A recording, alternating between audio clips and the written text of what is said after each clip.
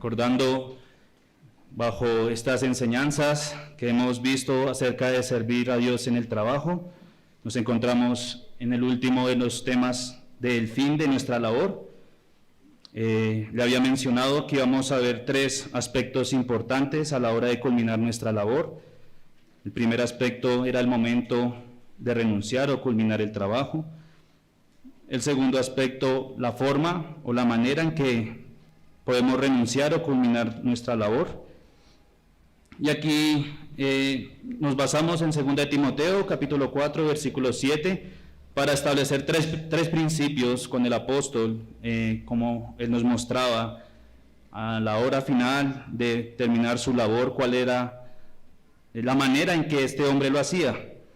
Vimos, he peleado la buena batalla, en la anterior enseñanza. Hoy veremos, he acabado la carrera, he guardado la fe. Segundo principio, entonces, que podemos desprender acerca de esta labor de Pablo como apóstol, es que él ha acabado la carrera. La palabra carrera, en su origen original, es el griego dromos. Dromos literalmente significa pista de carrera o camino asignado. De esta palabra se desprenden otras palabras que seguramente conocemos, como autódromo, la pista de los carros, hipódromo, que es para los caballos, o tal vez, no sé si usted ha escuchado la palabra dromedario, que hace referencia a un camello que tiene alta resistencia. En ese tiempo eran los camellos los que corrían en estas pistas. Todas estas palabras denotan algo, hermanos, y es que la carrera no es una competencia corta. No es una maratón de 5 o 10 kilómetros, sino realmente es una carrera bastante larga, un dromo. Para ese entonces, en la cultura griega, había unas competencias parecidas a lo que hoy conocemos como los Juegos Olímpicos, y una de las competiciones que ciertamente demandaba más coraje en los hombres era el atletismo.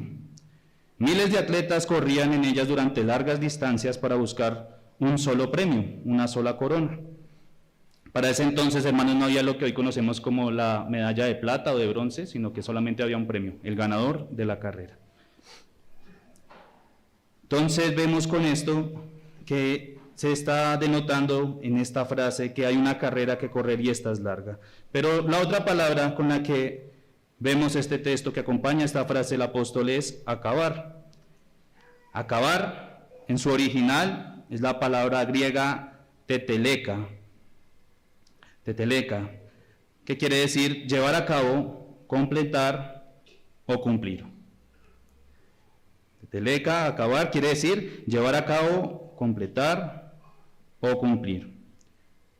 Y esto implica, hermanos, que no solamente es terminar la carrera, sino cumplir con el propósito para el cual fue asignada la carrera. Da una notación adicional a terminar la carrera. Y es muy importante esto, hermanos, porque si, por ejemplo, le dicen a usted, tiene que darle 10 vueltas al Parque de Fontanar, y usted listo, empieza en la mañana trotando, después le da pereza y ya se va caminando y termina a las 6 de la tarde. Le pregunto, ¿cumplió con terminar las 10 vueltas? Sí, culminó las 10 vueltas. Pero sin tener un objetivo, sin tener un propósito, al menos una meta de hacerlo, por ejemplo, en 15 minutos, no sirve de nada. Entonces, acá la palabra acabar, la carrera, tiene una notación de cumplir con el propósito que se tiene asignado. No solamente es terminarla, sino cumplir con el propósito que se le tiene asignado. Es como si usted estuviera corriendo con un cronómetro en mano. Al igual que como vimos con la batalla de la fe, note cómo Pablo no dice que ha ganado la carrera, sino que he acabado la carrera. Y esto, hermanos, para mostrarnos lo que ya hemos venido aprendiendo durante todas estas enseñanzas, que no se trata nunca de nosotros, sino de Cristo. Para mostrarnos que el énfasis no está en que ganemos, sino en que perseveremos hasta el final. Pablo utiliza muchas veces esta metáfora en la vida de creyente, la metáfora de compararlo con una carrera, para mostrar con ejemplos cotidianos cómo es el andar de la vida cristiana. Por lo que en este punto vamos a ver algunos principios que podemos derivar de esta metáfora que ilustra Pablo. Entonces, vamos a ver unos principios acerca de la carrera que corremos en esta vida. Dice el primer principio, lo encontramos en Hebreos 12, capítulo 12, versículos 1 al 2, una carrera personal marcada por Dios. Este es el primer principio, una carrera personal marcada por Dios. Hebreos capítulo 12, versículo 1 al 2 dice: corramos con paciencia la carrera que tenemos por delante, puestos los ojos en Jesús, el autor y consumador de la fe, el cual, por el gozo puesto delante de él, sufrió, menospreciando lo oprobio, y se sentó a la diestra del trono de Dios. El autor del libro, que a mi consideración es Pablo, nos dice que debemos correr una carrera que tenemos por delante. En la antigüedad, hermanos, no pasa como hoy que tenemos en los atletas, tienen unos carriles por los cuales tienen que ir. En la antigüedad no existían estas marcas para delimitar los límites que tenía cada corredor, sino que corrían a su libertad. Pero aquí dice que nosotros tenemos por delante una carrera, cada uno de nosotros. No corremos en la pista de otro, corremos en la pista que Dios nos trazó a cada uno de nosotros. No sé si a usted le pasa igual que a mí, que cuando vemos, por ejemplo, los Juegos Olímpicos y aparecen las personas antes de partir en carreras pequeñas, de manera escalonada, y uno dice, pareciera que tuviera más ventaja uno que el otro. Pero realmente es porque la pista está adecuada para que corran la misma distancia, solamente que por la curvatura de la pista, pues tienen esa separación. Esto para decirles, hermanos, que a veces en nuestra vida pareciera que estuviéramos pasando por curvas y pensáramos, está lejos la meta, pero no debemos nunca desconfiar de que Dios trazó nuestro camino. Desde que empezamos esta carrera, Dios ha trazado un camino por el cual andamos cada uno de nosotros. Nos ha puesto un sendero para la carrera de nuestra vida. Proverbios 14:12 nos dice que hay camino que al hombre le parece derecho, pero su fin es camino de muerte. Pero nosotros sabemos que si Dios ha puesto este camino, conducirá a una meta que nos librará justamente de la muerte. Es una carrera personal, es una carrera que no es de relevos, sino que cada uno tendrá que correr su propio sendero, sin ayuda de nadie. Tal vez usted tendrá personas que desde la grada le estén animando, que le estén alentando para seguir, o que junto a usted tenga compañeros que estén corriendo al mismo paso. Pero al final solamente estará usted por ese sendero corriendo solo. Nadie le ayudará. Juan 3:30, recordando, por ejemplo, a Juan el Bautista, un hombre que quizás no fue tan nombrado como varios hombres de la Biblia, que tuvo su carrera breve, pero cumplió exactamente el propósito que tenía. ¿Cuál era, hermanos? El propósito, preparar el camino de Cristo. Ahí dice, Juan 3:30, es necesario que Él crezca para que yo mengüe. Y vemos cómo este hombre entendió realmente cuál era el propósito de esta carrera que él corría. No era levantar un gran ministerio o ser un misionero. Tenía una labor, hermano, que era preparar el camino para el Señor Jesús. Entonces, acabar la carrera no significa ser exitoso, tal vez según los estándares humanos, sino es cumplir con el propósito que Dios nos ha dado a cada uno de nosotros. Pero ¿cómo sabemos si vamos por el sendero correcto? Bueno, como acabamos de leer, dice, puestos los ojos en Jesús, el autor y consumador de la fe. Aunque no podamos ver la meta, la Biblia nos dice que para correr esta carrera individual debemos hacer algo, y es poner los ojos en Jesús. ¿Quieres saber si va por un camino correcto? Revise qué está mirando sus ojos, qué está poniendo en sus ojos, cuál es su mirada, en qué está buscando la meta. Tal vez por esta carrera que ha pasado en su trabajo, en su vida, ha tropezado o se ha cansado. Amigo, te invito a que mires a Jesús. Él es el centro de nuestra fe. Cuando acabamos la carrera y la labor que Dios nos ha encomendado, debemos preguntarnos si hemos cumplido con el llamado que Dios ha hecho a cada uno de nosotros. ¿Realmente he podido, en este camino que Dios me ha dado, cumplir con ese llamado que Dios me ha concedido tener en mi trabajo? Pero siempre cuando lo hagamos, no consideremos nuestras obras, hermanos, sino consideremos a Cristo. Si nuestra carrera ha estado corriéndose, puesto los ojos en Jesús, debemos estar tranquilos. Pero si lo hemos hecho mirando tal vez nuestros esfuerzos o otra meta, debemos estar preocupados. Un segundo principio acerca de las carreras lo vemos en 1 Corintios 9, 24 al 27. Y es que es una carrera que requiere disciplina y esfuerzo. 1 Corintios 9, 24 al 27.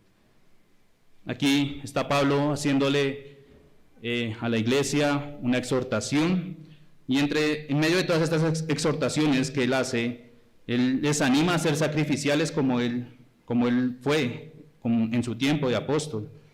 Dice allí: ¿no sabéis que los que corren en el estadio, todos a la verdad corren, pero uno solo se lleva el premio? Corred de tal manera que lo obtengáis. Todo aquel que lucha, de todo se abstiene. Ellos a la verdad para recibir una corona corruptible, pero nosotros una incorruptible. Así que yo de esta manera corro, no como a la aventura, de esta manera peleo, no como quien golpea al aire, sino que golpeo mi cuerpo y lo pongo en servidumbre, no sea que habiendo sido heraldo para otros, yo mismo venga a ser eliminado. ¿Ha visto la dieta de un atleta de alto rendimiento? Es una dieta estricta, rigurosa. Ellos no pueden, de pronto quizás, hacer lo que hacemos muchos de nosotros, un antojito, un pollo asado, no. Ellos tienen una dieta que cumplir día a día y se esfuerzan por eso. Los ciclistas, por ejemplo, son de contextura muy delgada, pero cuando usted ve en detalle, tienen mucha masa muscular. ¿Por qué? Porque todos los carbohidratos, la proteína que comieron, justamente buscaban esto.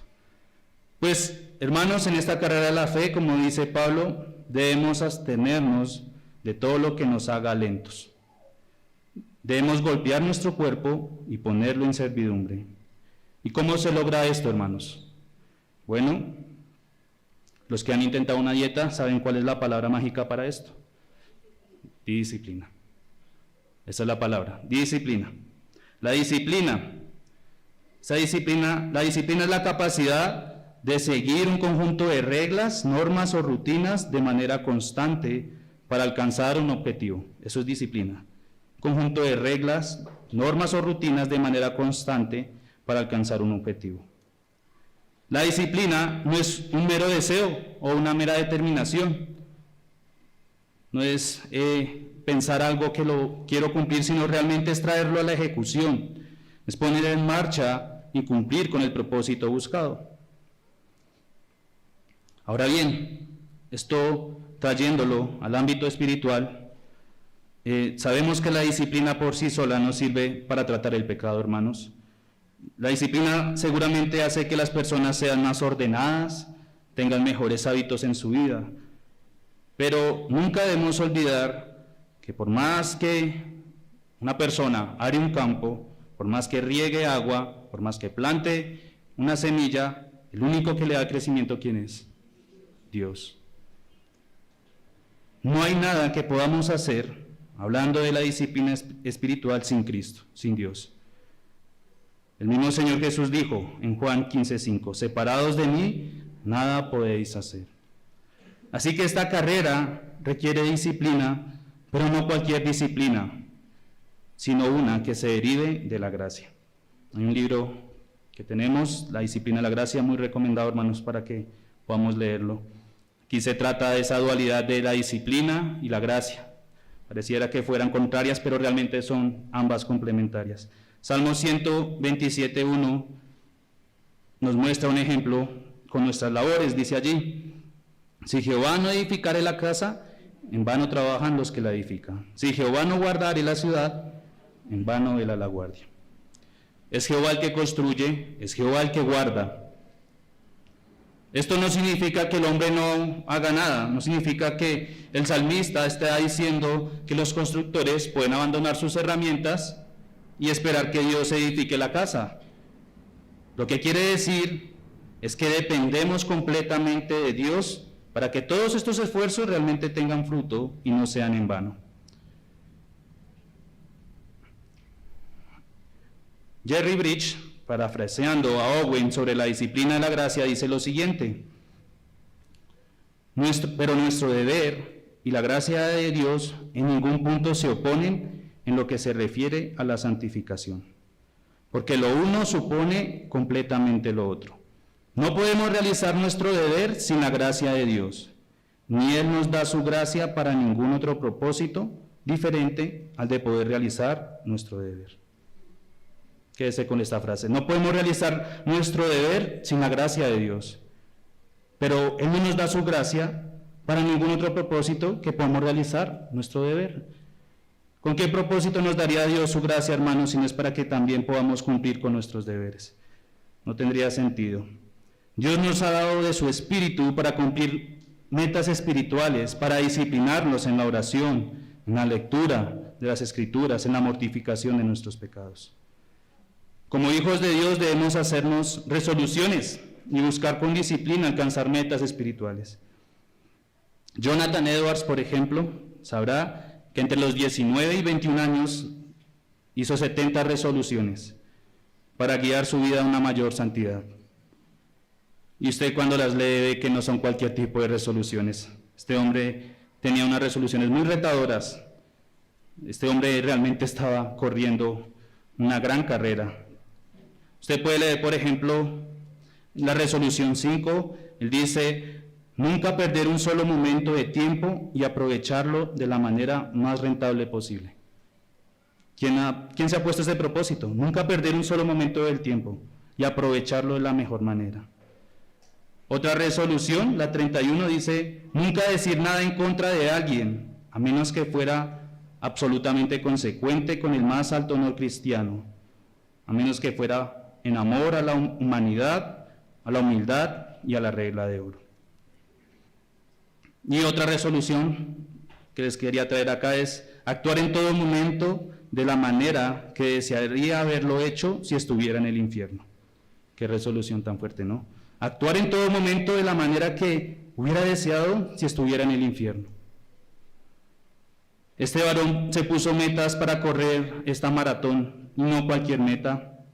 70 resoluciones que van desde asuntos muy pequeños hasta pecados muy profundos. Pero algo que quiero recalcar de esto es lo que dice en su introducción también. Dice lo siguiente: siendo consciente de que soy incapaz de hacer cualquier cosa sin la ayuda de Dios, humildemente le suplico por su gracia que me dé el poder para guardar estas resoluciones, en la medida que esté de acuerdo con su voluntad, por amor de Cristo. Entonces vemos que este hombre tenía claramente un sentido de disciplina, pero una disciplina dependiente de Dios, sabiendo que él no podría cumplirlo si no fuera por la gracia de Dios. Así que es una carrera que requiere disciplina en nuestras oraciones, en nuestra mortificación del pecado, en nuestro amor a Dios, al prójimo, pero que depende completamente de Dios. Te pregunto, querido hermano, ¿has sido disciplinado en tu vida espiritual para correr esta carrera? ¿Te has trazado metas? ¿Has trazado propósitos y has buscado cumplirlos? ¿Los has hecho en la gracia de Dios o solamente en tus propias fuerzas? Que cada uno de nosotros pueda meditar en esto, hermanos, y nunca olvidemos que dependemos completamente de Dios en esta carrera. Un tercer principio que podemos desprender sobre estas metáforas que ilustra el apóstol sobre la carrera, lo encontramos en Gálatas capítulo 6, versículo 9. Gálatas capítulo 6, versículo 9. Y aquí vamos a ver que es una larga carrera que demanda paciencia.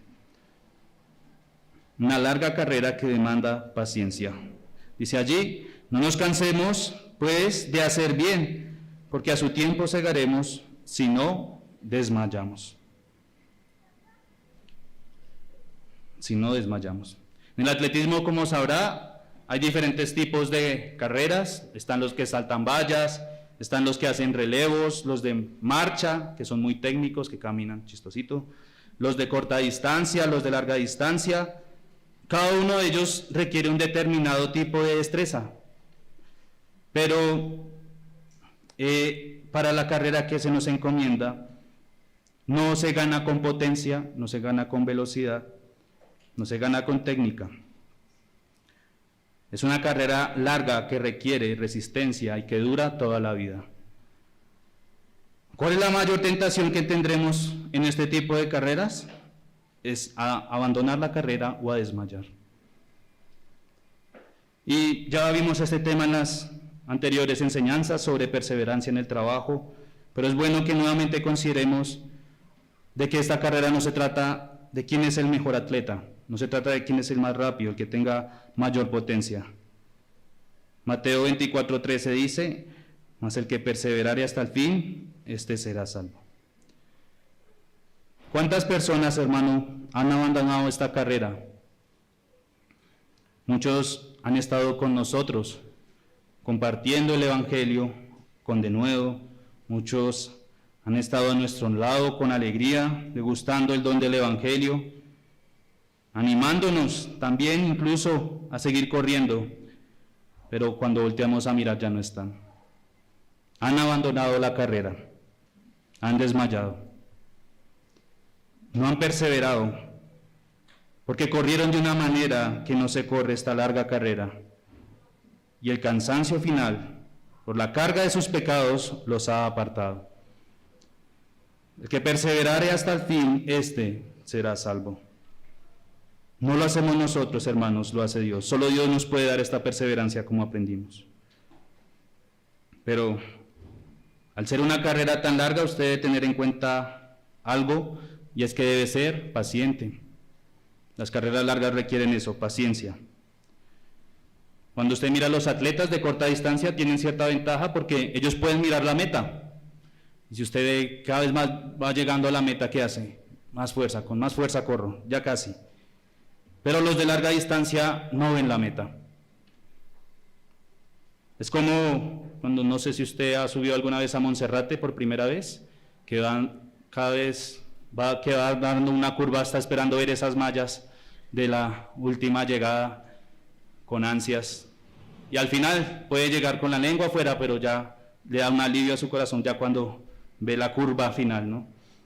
A veces esta carrera va a ser, y siempre va a ser así, hermanos. Habrá muchas curvas que tendremos que pasar y estaremos anhelando ver ese final, pero no va a ser así porque es una carrera que se corre toda nuestra vida.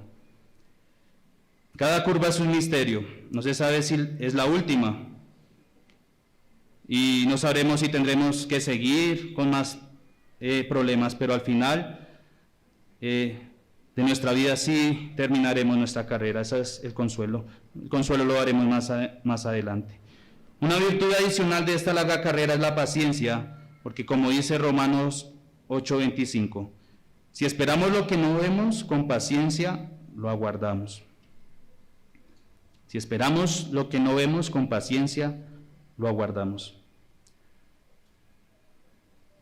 Hebreos 10:36 dice: porque os es necesaria la paciencia, porque habiendo hecho la voluntad de Dios, obtengáis la promesa.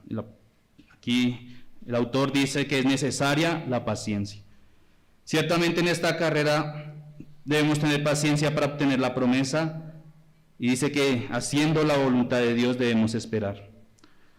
Aunque no veamos la promesa aún, debemos ser pacientes y creer que algún día el Hijo del Hombre volverá y nos redimirá por completo para habitar para siempre con Él. He acabado la carrera, dijo Pablo, una carrera que Dios trazó, en la cual le llevó por duras pruebas, pero también le dio victorias. Tal vez no fueron visibles ante el hombre, fueron espirituales. Una carrera que le exigió disciplina, dependencia de Dios también. Una carrera larga que demanda paciencia y fe. Una gran carrera, hermanos, que cada uno de nosotros también estamos corriendo. Y quiera Dios que al final podamos decir que hemos acabado como lo hizo Pablo, cumpliendo la voluntad de Dios para con nosotros. Antes de pasar al siguiente punto, quiero hablar al amigo que está corriendo esta carrera. Quiero decirte, puede que seas un gran atleta, que te hayas preparado muy bien y hayas logrado con una disciplina, sin la gracia, tener una apariencia de un gran corredor, pero estás envuelto en tu buena conducta y esto no es suficiente para acabar la carrera. Quiero recordarte algo, y es que de nada sirve todo esto si el camino por el cual estás empezando a correr no es Cristo. Jesús dijo, yo soy el camino, la verdad y la vida, nadie viene al Padre sino por mí. Así que no se trata de qué tan buen atleta eres, amigo. Se trata si estás corriendo por el camino correcto.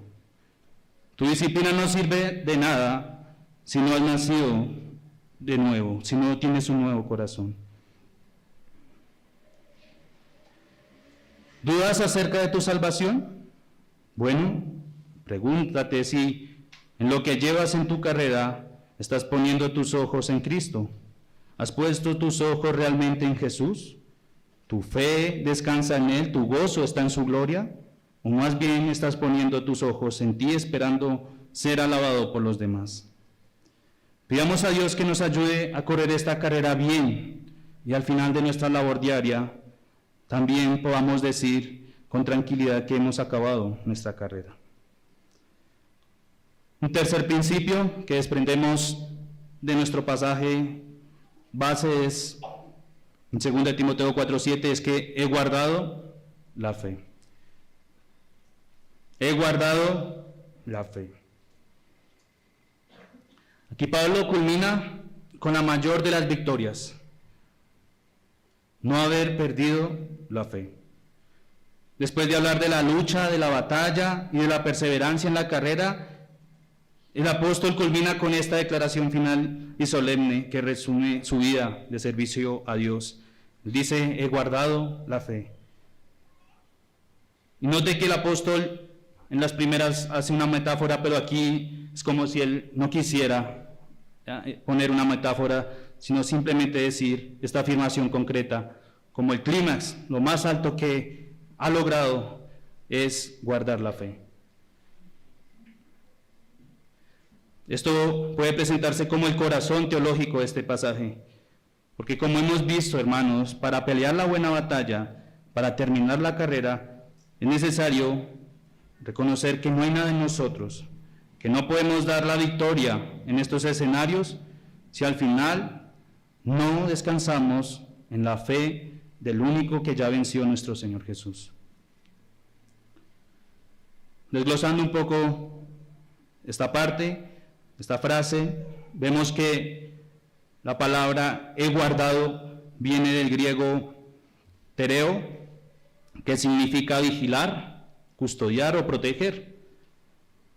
Es perseverar algo de perderse o de corromperse. Es un término usado para describir el acto de guardar algo como un tesoro.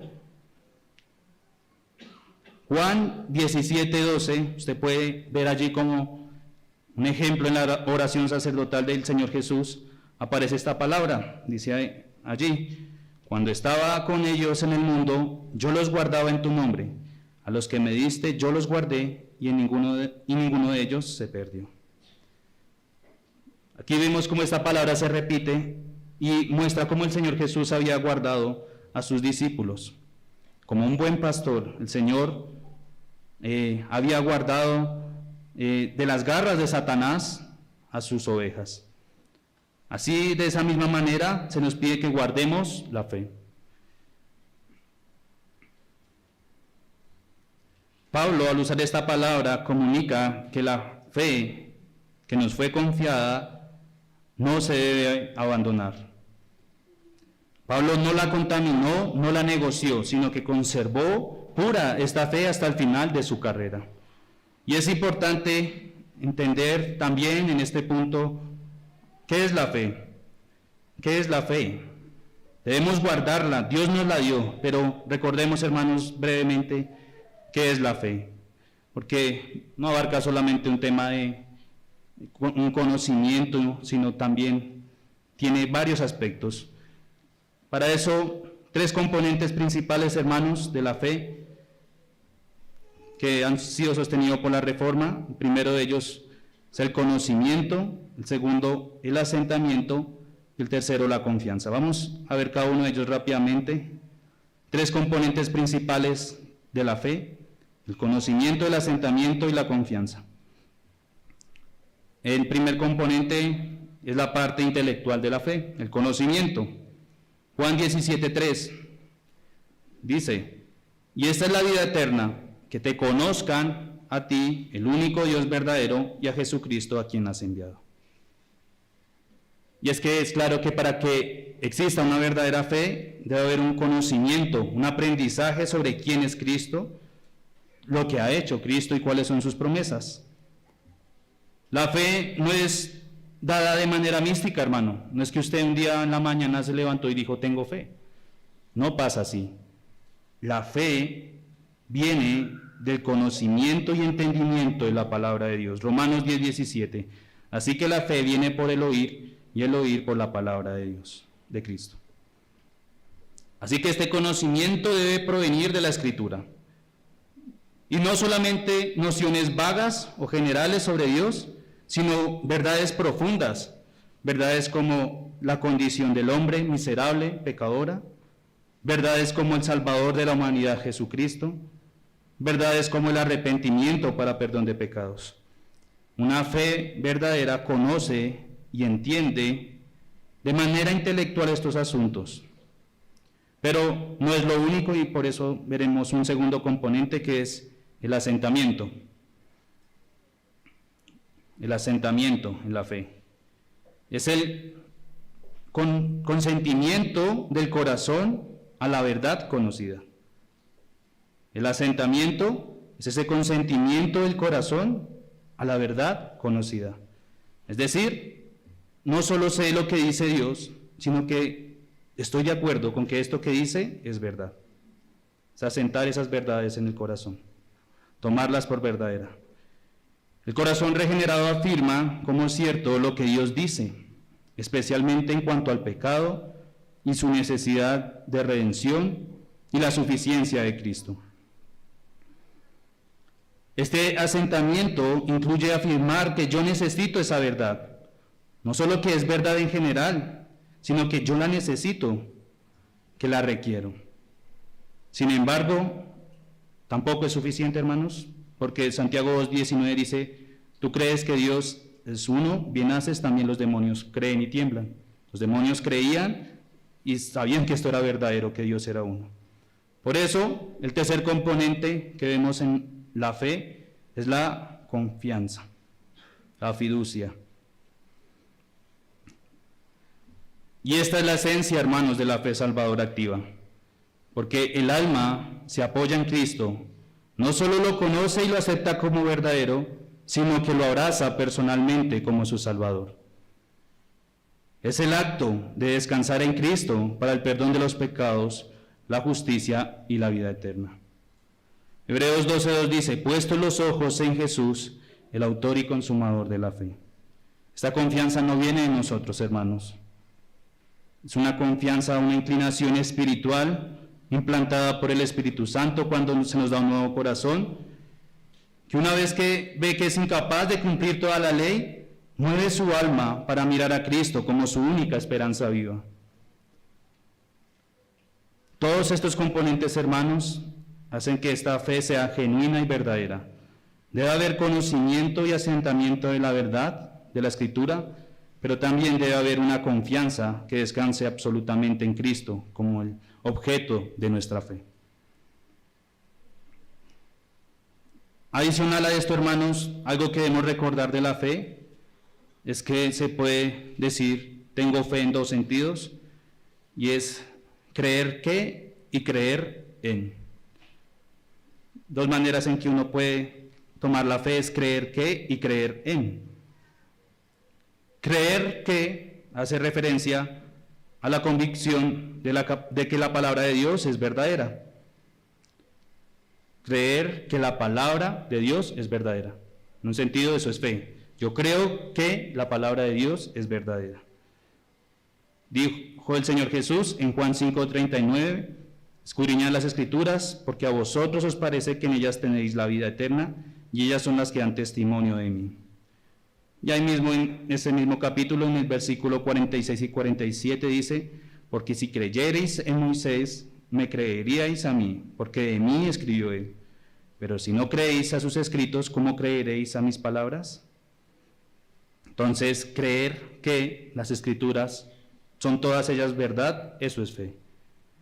Pero también creer en, y es el objeto de nuestra fe, es la confianza en Jesucristo. Es el compromiso de que nuestra roca de confianza está solamente en Él. Primera de Juan, capítulo 5, versículos 9 al 11 dice, ¿quién es el que vence al mundo, sino el que cree que Jesús es el Hijo de Dios?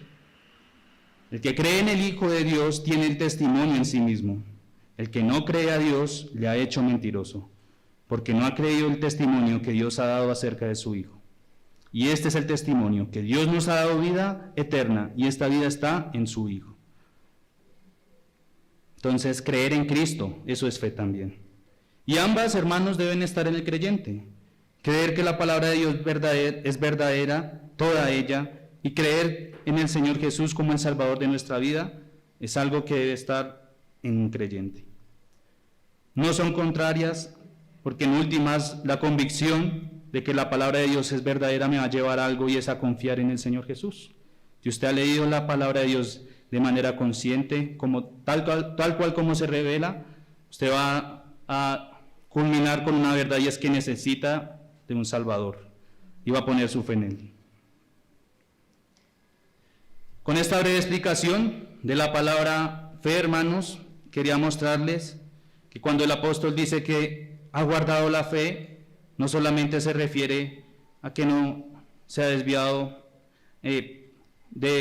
su corazón no se ha desviado por las mentiras del mundo, manteniendo la verdad de las Escrituras, sino que adicional a esto, ha guardado la fe en ese sentido en que ha estado siempre consciente de la dependencia de Jesucristo en su vida. No ha dejado de creer en su poder para salvar y limpiar su alma. Eso también es guardar la fe.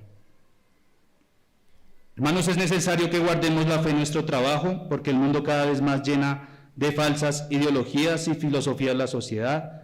Cada vez vemos más corrientes y pensamientos que se levantan en contra de las verdades absolutas de la Escritura. Por ejemplo, está el rol de la mujer en el hogar, que hoy en día es fuertemente atacado por mujeres empoderadas en sus trabajos, buscando un supuesto éxito para la sociedad. Pero, querida hermana, querida jovencita, querida niña, debes guardar la fe. Persiste tú, como lo dijo el apóstol a su discípulo, persiste tú en lo que has aprendido y te persuadiste, sabiendo de quién has aprendido y que desde la niñez has sabido las Sagradas Escrituras. Cada uno de nosotros debe estar vigilante, atento, con la moda del mundo, saber discernir lo que es bueno y justo para guardar la verdad que hemos aprendido. Pero adicional a esto, hermanos, debemos guardar nuestra fe recordando la promesa del Evangelio, recordando a Cristo como nuestro Salvador. Que nunca lleguemos a olvidar que no hay obra alguna que hagamos en nuestra vida que pueda darnos la salvación y podamos depender completamente de nuestro Señor, hermanos. A veces tratamos de guardar y cuidar cosas que son importantes para nosotros. Tener un hogar ejemplar, tener hijos bien educados, tener un testimonio intachable. Pero si hay algo que guardar, hermanos, en nuestro recorrido cristiano es la fe. La fe, la cual nos dará la mayor joya que tiene el creyente, que es el Señor Jesús. Que me falte todo, hermano, absolutamente todo, pero que nunca me falte la fe en el Señor Jesús. Que así esté en pobreza y en enfermedad, mi alma nunca deje de creer en el único Salvador para mi vida, y que se aferre a esa promesa de salvación por su sangre. Que podamos decir al final de nuestros días, he guardado la fe. ¿Cuál es la manera entonces en que debemos culminar nuestra labor? Peleando la buena batalla, acabando la carrera, guardando la fe. Por último, hermanos, tercer aspecto sobre la manera de culminar nuestra labor es la rendición de cuentas. La rendición de cuentas. Segunda de Timoteo, capítulo 4, versículo 8. Por lo demás, me está guardada la corona de justicia, la cual me dará el Señor, juez justo, en aquel día, y no solo a mí, sino también a todos los que aman su venida. Quienes en este momento tienen un jefe en su trabajo saben cuál es esa sensación cuando se les pide que hagan un encargo y días antes usted empieza a preocuparse, ¿no? Empieza a olerle el estómago, a afanarse para que todo salga bien, para que pueda ser recompensado por su labor. Bueno, hermanos, en esta vida de servicio al Señor, cada uno de nosotros va a tener que hacer algo y rendir cuentas a nuestro Dios. Y recordemos algo, hermanos, y es que el trabajo hace parte de ese encargo que Dios nos ha dado, porque incluso se nos manda a que, en los 10 mandamientos, a que trabajemos. Los chicos y los niños que están viendo el discipulado ya pasaron por esto. Quiero preguntarles, ¿cuál de los 10 mandamientos nos habla acerca de nuestro trabajo? Cuarto. ¿Qué dice el cuarto mandamiento? Acuérdate, día de reposo para santificar. 6 días, toda tu obra. Muy bien. Acuérdate del día de reposo, y vimos un énfasis muy bueno en eso, pero la otra parte, ¿cuál es? 6 días trabajarás y harás toda tu obra. No se nos olvide esa parte. Es un mandato por el cual Dios nos va a demandar. ¿Qué hiciste durante tus 6 días que tenías durante la semana para trabajar? Al ser un mandato de Dios, en el día del juicio se nos demandará respuesta frente a este. Y aunque sabemos que no podemos cumplir la ley perfectamente como hijos de Dios, sí debemos obedecerla. Hermanos y amigos, el día del juicio vendrá. Tendremos que rendir cuentas cada uno de nosotros por todo lo que hicimos en esta tierra, aún de nuestras palabras. Dice Mateo 12:36, mas os digo que toda palabra ociosa que hablen los hombres, de ella darán cuenta en el día del juicio. En la parábola de los talentos, en Mateo 25, 14 a 30, el Señor Jesús nos muestra algo importante que va a pasar al final de nuestros días. Dice allí, después de mucho tiempo, vino el Señor de aquellos siervos y arregló cuentas con ellos. Así va a pasar al final de nuestros días. El Señor vendrá y arreglará cuentas con cada uno de nosotros. Arreglar cuentas significa levantar o tomar. Implica una acción de juntar o reunir todo lo que se le había pedido. Y ahí cada uno empezará a buscar qué he hecho. Es como cuando uno redacta una hoja de vida y usted empieza a buscar todo lo que ha hecho en su vida laboral. Incluso empieza a poner cosas como mención de honor en el jardín por tolerancia, o estuve trabajando 6 días en una miscelánea, cosas así, porque buscamos pretexto para fortalecer nuestra hoja de vida, ¿no? Así seguramente muchos tratarán de pararse frente al Señor y buscar. El Señor le dice, arreglemos cuentas. ¿Qué harás? ¿Qué dirás? Esto de rendir cuentas seguramente causa ansiedad y afán. Saber que tengo que responder por algo, que tengo que presentarme para mostrar lo que he hecho. Esto da un poco de miedo, hermanos. Y más si sabemos que quizás no hemos hecho lo que Dios nos ha pedido. Para finalizar este asunto, considere 4 momentos que van a estar en el día final. 4 momentos. El primero, la presentación de cada persona ante Dios. 2 Corintios 5:10 dice: porque es necesario que todos nosotros comparezcamos ante el tribunal de Cristo, para que cada uno reciba según lo que haya hecho, mientras estaba en cuerpo, sea bueno o sea malo. Cada uno de nosotros, hermanos, estaremos cara a cara con el Señor. No podrás traer a tu amiguis, a tu papá, a tu mamá. Estarás solo ante Dios. Ante la mayor autoridad del mundo entero. No importa si eres pequeño ni grande. Apocalipsis 20:12 dice: vi a los muertos, grandes y pequeños, de pie delante del trono. Los libros fueron abiertos. Cada uno de nosotros tendrá que ponerse en ese día de pie delante de este gran trono de justicia. ¿A dónde irás?, te pregunto yo. Tantas veces que has estado en un lugar donde Dios habla y no lo escuchaste, tal vez estabas divagando en tu mente en otros asuntos, pero en este día no podrás esconderte. En este día estarás cara a cara con el juez de todo el mundo. Un segundo momento en este día del juicio es que todas las obras que hemos hecho serán manifiestas. Eclesiastés 12:14. Porque Dios traerá toda obra a juicio, juntamente con toda cosa encubierta, sea buena o sea mala. Toda obra, hermanos, que hemos hecho, dice Dios que las traerá a juicio, sea buena o sea mala. Todo lo que usted ha hecho, aun aquello que ha tratado de esconder a los hombres, en ese día será revelado.